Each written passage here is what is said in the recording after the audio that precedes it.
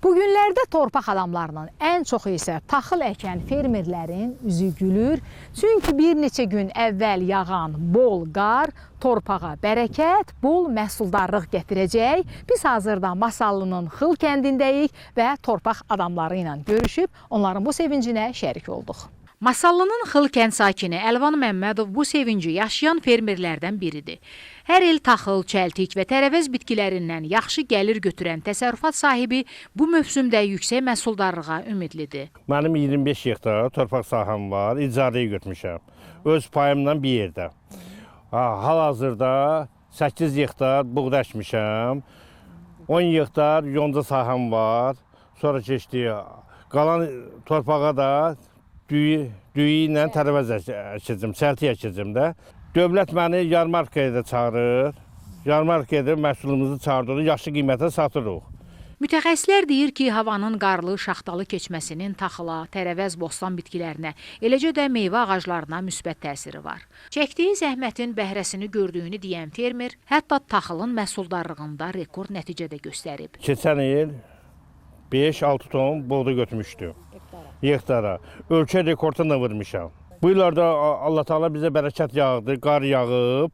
İndi də bu illərdə 5-6 ton. Fermer Təyyub Məmmədov deyir ki, qar bitkilər üçün təkcə mühafizə rolunu oynamır. Həmçinin payızlıq taxıl bitkilərindən, xüsusilə arpa və buğdaya verilən gübrədə nəmlik yaradaraq torpağa qarışmasına şərait yaradır. Baxın, görürsünüz də bax.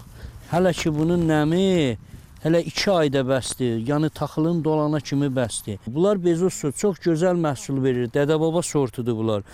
Keçənlər mən hektara 3 ton götürmüşdüm. İnşallah bu illər bundan 5 ton gözləyirəm. Bundan başqa şaxtalı hava torpaqda olan zərər vericiləri və gəmiriciləri məhv etməklə məhsuldarlığın artmasına səbəb olur.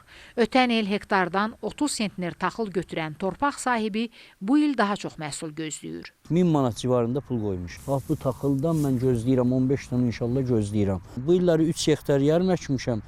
İnşallah gələnləri fikrim var ki, biraz da çox əkəm. Dövlətimizdən də Allah razı olsun. Subsidiya verir, yəni pulumuzu verir, şumun pulunu verir, azotun, kübrəmizin pulunu verir. Yəni köməkliyin göstərir. Qarşıda isə yaz qulluq işləri var. Dövlət tərəfindən artıq fermerlərin çoxuna subsidiyalar verilib. Alaqlara qarşı herbisitlərin verilməsi, bir də ki, yemləmə gübrəsi veriləcək ki, daha çox məhsul əldə edə bilər. İndiyə qədər rayonda 50-60%-ə qədər subsidiyalar ödənilib. Yəni bundan da istifadə edilib ki, gübrələr, pepsitlər götürülür ki, sahələrə verilir. Qalanı da bu yaxınlarda buraxılacaq. 10.200 pay torpaqçıları qeydiyyatdan keçib, onun 60-70%-i bugünə qədər subsidiyalarını alıb. Qalanları isə dövlət aktına uyğun olaraq yaxın vaxtlarda ödəniləcəkdir. Qeyd eləyək ki, Masallı rayonunda bu il əvvəlki ildən 1000 hektar az, 9000 hektar sahədə taxıl əkini aparılıb. Azalmaya əsas səbəb son illər fermerlərin ənənəvi əkin sahələrindən olan tərəvəzçiliyə geniş yer vermələridir. Pərvanə Əhməd qızı, Eldəniz Qurbanov, Masallı.